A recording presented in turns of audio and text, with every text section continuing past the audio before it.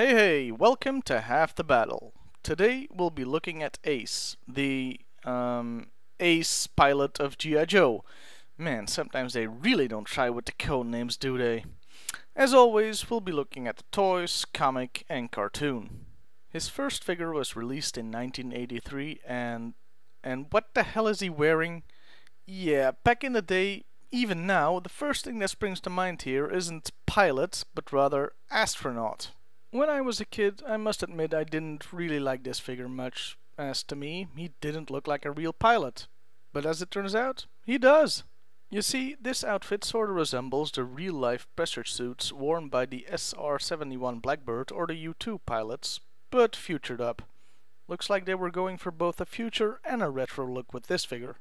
All but one of his body parts are new, but since we're still early in the toy line, and nobody was gonna buy him based on his figure alone, he still uses the same head mold as a lot of figures from the first year. Ace came with one of the coolest planes in the toy line, the Sky Striker. In contrast to the Firebat that we saw last time, this looks far more realistic as it's based on the F-14 Tomcat.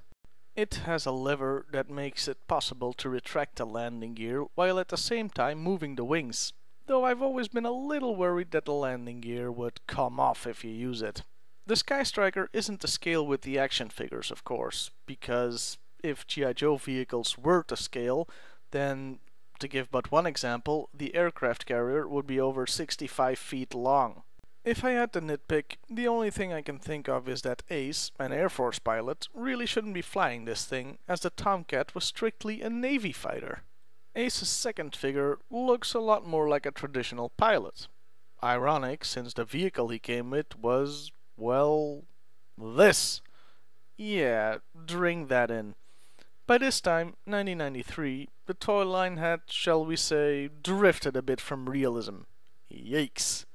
They dialed this back a bit in the last year of the original toy line, 1994. When the last Ace figure came out, the figure itself is simply a repaint of the previous one. His Ghost Striker jet looks more like a real military vehicle, though with toy electronics thrown in. The thing with these two is, though they do look more realistic, they also look boring. I just stick them in a plane and forget about them most of the time, really. Finally, there were the figures from the 1997 and 1998 Collector's Edition line, exclusive to Toys R Us. 1997 brought us this Ace, looking even more boring than his previous incarnation. This is also the only figure that I needed a figure stand for just to keep him upright. Yeah, 97 had some quality control issues, which I'll get into eventually in a later video. 98 brought us back to basics, with a repaint of his original 1983 figure. It is an excellent homage, has good quality, and I prefer his color scheme to the original, actually. Speaking of back to basics, the collector's editions brought us some gorgeous reissues of classic vehicles. 1997 gave us the 810 Thunderbolt, a repaint of the classic Rattler, based on the Warthog plane. 98 put Ace in the Conquest, no doubt pissing off Slipstream. I was gonna rant about ground camouflage used on aircraft, but then I did days of research. Okay, hours of research. Okay, fine. I quickly looked it up on Wikipedia, and it's something that's actually done. I feel like I've just deprived commentators of the joy of correcting me. But not to worry though, I'm sure I'll do plenty of stupid stuff in the future. Now, there were more toys of Ace in the newer series, but as I don't have them, I can't really comment. Well, we've seen the toys, but what was Ace like anyway?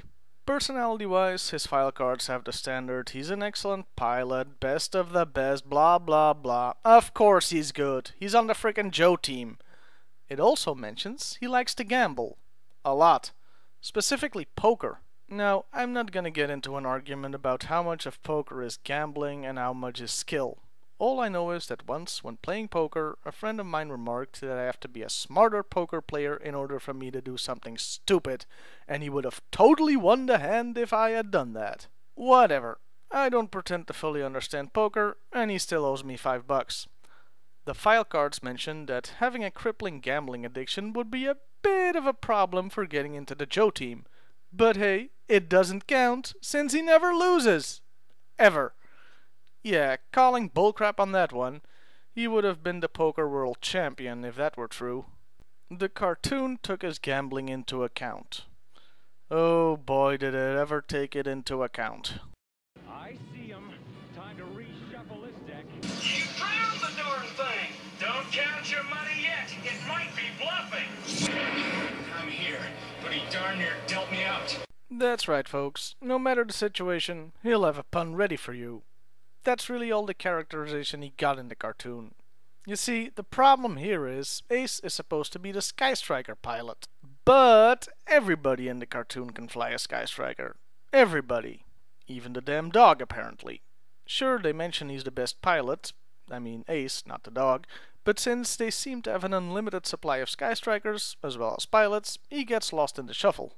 The comic is a bit better about this, shying away from unlimited hardware, especially in the early days. For a good look at Ace, I recommend issue 34.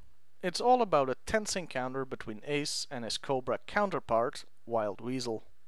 It really evokes thought of a World War I battle between two Ace pilots, no pun intended. The dogfight itself, as well as Ace and Wild Weasel, are excellent. Both take a beating, a legitimate beating this time, not a ruse like in my last episode. The issue is far from perfect though. Lady J and the Baroness are portrayed at best as passengers or at worst as stupid damsels in distress, but I'll get into that whole thing when I eventually review this comic. Oh yes, of course Ace gambles here too. That's about it, folks. Tune in next time for more dorky insights into a 30-year-old line of kids products. Enjoy the stinger, everybody!